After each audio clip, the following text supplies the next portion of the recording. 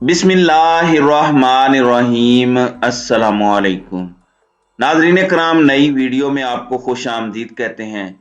Core commander conference GHQ Rawalpindi में इसका इनेकाद हो रहा है। नई मिलिट्री लीडरशिप ने कमान संभाल ली है। उसके बाद ये बाज़ाब्ता तौर पर पहली कोर कमांडर कॉन्फ्रेंस है, इसलिए इंतहाई अहम है। अगले 3 साल के लिए पॉलिसी भी वाजे हो जानी है। लेकिन कोर कमांडर कॉन्फ्रेंस से पहले क्या नून लीग ने बहुत बड़ी वार्निंग दे दी है?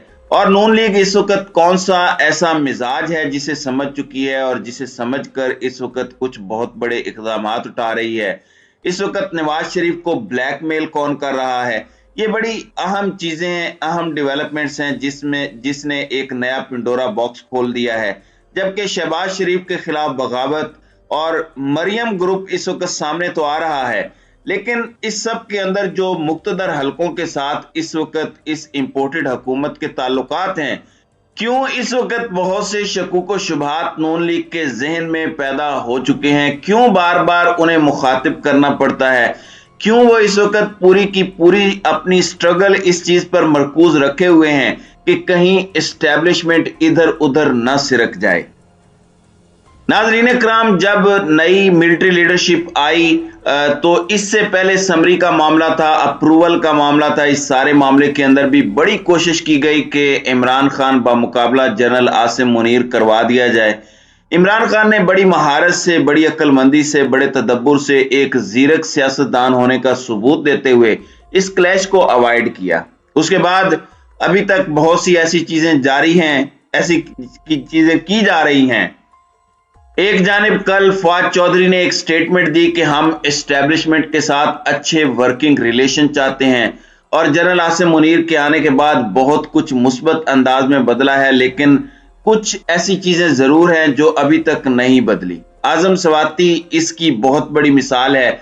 लेकिन इसके बावजूद पाकिस्तान तहरीक इंसाफ मैक्सिमम रिस्ट्रेंट का मुजाहरा कर रही है। एक जानिब ये सब इंपोर्टेड हुकूमत की परेशानी में इजाफा कर रहा है, क्योंकि इमरान खान को खुद से शिकस्त देना तो इम्पॉसिबल है, क्योंकि 13 जमातें बामुकाबला इमरान खान हो तो इमरान खान बासानी जीत जाएगा। ये चाहते हैं कि इस्टेब्लिशमेंट बामुकाबला इमरान खान हो जाए, क्योंकि अंदर से ना ये इस्टेब्लिशमेंट के सगे हैं और ना ही इमरान खान के सगे हैं, और इमरान खान इन्हें करप्शन नहीं करने देगा और इस्टेब्लिशमेंट इन्हें मुल्क फरोशी नहीं करने देगी। और ये दोनों के लिए चाहते हैं कि ये आपस में लड़ के कमजोर जरूर हो जाए ताकि इसमें हमारी अपनी अजारादारी कायम हो जाए।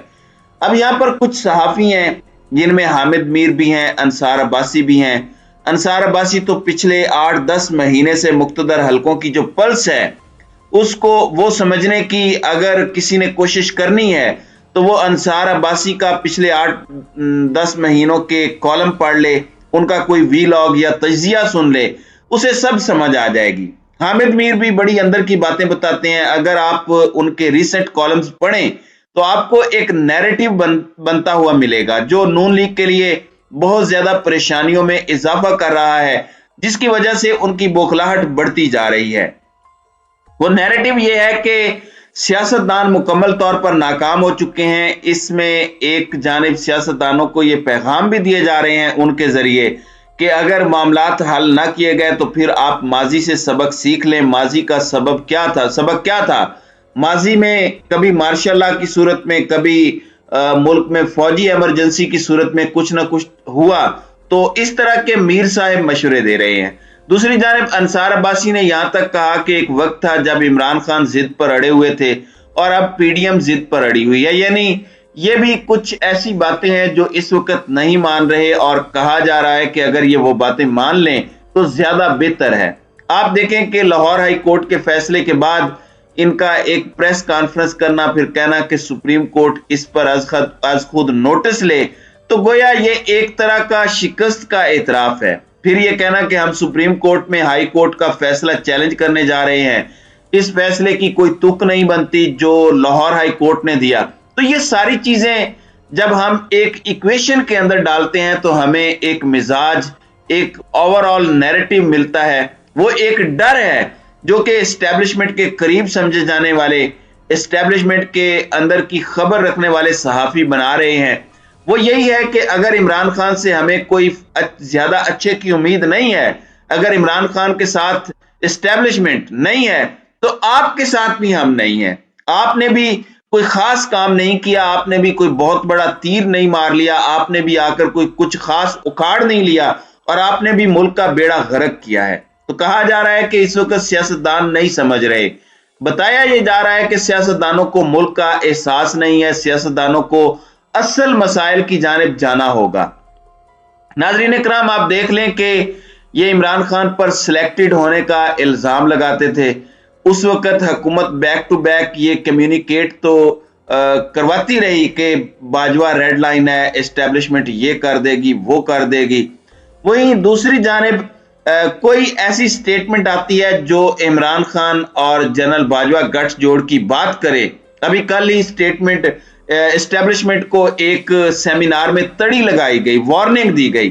وہاں حامد میر نے بھی بات کی کہ شہباز شریف آرمی چیف کے پاس گئے اور شہباز شریف کو army chief general Bajwa, D G I S I general Naveed اور اس وقت کے D G C major general Faiz تھے، انہوں نے بلایا اور پھر یہ ہو گیا وہ ہو گیا۔ یعنی اس سارے معاملے کے اندر تو ذمہ دار پھر وہ ہیں، ذمہ داران کے خلاف کارروائی تو پھر حکومت کی ہوتی ہے، عمران خان کی ذمہ داری تو نہیں ہے۔ تو یہ ساری چیزیں اکٹھی ہو رہی ہیں تو یہ کنفیوزڈ ہیں۔ یہ عمران خان پر جنرل باجوہ پر تنقید کرنے کی وجہ سے بھی تنقید کرتے ہیں کہ وہ جنرل باجوہ کے کیوں ناقد ہیں، لیکن اس کے ساتھ ہی ساتھ وہ عمران خان اور جنرل باجوہ گٹھ جوڑ بھی ثابت کرنے کی کوشش کرتے ہیں۔ اب یہاں پر ہمارے منسٹر آف ڈیفنس خواجہ آصف کا کہنا ہے کہ اسٹیبلشمنٹ، عدلیہ اور بیوروکریسی سمیت پوری اشرافیہ موجودہ ملکی مسائل کی ذمہ دار ہے۔ یعنی اس وقت ملک کے اندر جتنے مسائل ہیں ان کی ذمہ داری پوری کی پوری اشرافیہ پر ہے، پھر ہماری اسٹیبلشمنٹ اور عدلیہ آتی ہے۔ یعنی ان دونوں کو ایک طرح سے یہ باور کروایا ہے کہ آپ بھی اس ملک کے مسائل کے ذمہ دار ہیں۔ لاہور میں خواجہ رفیق شہید کی برسی پر ایک سیمینار ہوا جس میں میثاق جمہوریت کو میثاق معیشت تک توسیع دینے اور کشمیریوں کو اقوام متحدہ کی قراردادوں کے مطابق مکمل حق خود ارادیت دینے کی قراردادیں بھی منظور ہوئیں۔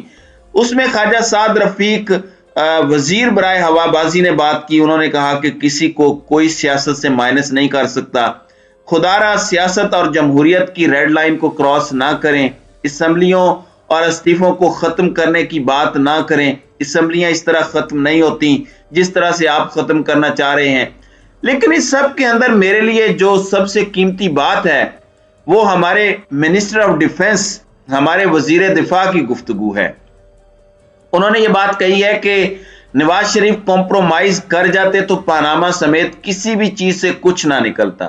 یعنی نواز شریف کو دھمکیاں دی جا رہی تھیں اور آج بھی دھمکیاں دی جا رہی ہیں، ہم اپنا سیاسی سرمایہ ملک و قوم پر خرچ کر چکے ہیں، اس لیے ہم بلیک میل ہو کر کسی صورت انتخابات نہیں کروائیں گے۔ یعنی انہیں اب بلیک میل کون کر رہا ہے؟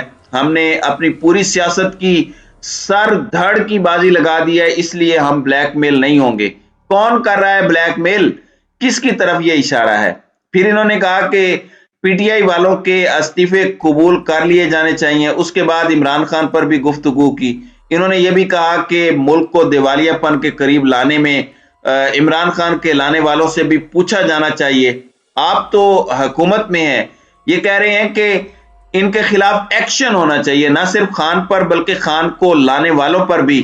تو یہ اور زیادہ اہم نقطہ ہے۔ تو آپ سمجھ جائیں کہ جو منسٹر آف ڈیفنس ہیں، جو وزیر دفاع ہیں، جن کے نیچے وزارت دفاع آتی ہے، جسے فوج اور چیف نے رپورٹ کرنا ہوتا ہے، وہ ایک ایسے موقع پر جب ملک معاشی دیوالیہ پن کا شکار ہے، جب ملک کے اندر ہماری فوج کو ایک بہت بڑے چیلنج کا سامنا کرنا پڑ رہا ہے، دہشت گردی کے خلاف جنگ ہمارے دروازے پر آ چکی ہے، ہمارے ملک کو آپ خود معاشی دیوالیہ پن کے دروازے پر کھڑے کر چکے ہیں، تو اس سب کے اندر اسٹیبلشمنٹ کو اس طرح کے پیغامات دینا کہ آپ اس ملک کے مسائل کے ذمہ دار ہیں، عمران خان کو لانے والوں کے خلاف کارروائی ہونی چاہیے اور ہم بلیک میل نہیں ہوں گے، یہ ساری چیزیں کسے کمیونیکیٹ کی جا رہی ہیں یہ سب کو پتا ہے۔ دوسری جانب مریم گروپ بھی ایکٹیو ہوتا جا رہا ہے، مریم نواز بھی اپنی سیاست ایکٹیو کرنا چاہ رہی ہیں۔ آپ نے دیکھا ہوگا کہ جب مریم نواز नवाज शरीफ एंटी एस्टेब्लिशमेंट होते हैं तो शहबाज शरीफ बैक फुट पर चले जाते हैं। ये इन्होंने गुड कॉप बैड कॉप का एक मंजन बनाया हुआ है जो ये बेचते हैं और जरूरत के वक्त पांव पकड़ते हैं और जब जरूरत पूरी हो जाए तो गला पकड़ते हैं। जरूरत गालिबन पूरी हो चुकी है या मजीद जरूरत पूरी होती नजर नहीं आ रही, तो अब पहले एस्टेब्लिशमेंट के जो बूट चाट रहे थे अब ये हाथ उनके गले तक लाने की तैयारियां कर चुके हैं। यूं लग रहा है इनके लिए एटीट्यूड और इनके मिजाज से, और इनके मिजाज को भांपना बहुत जरूरी है।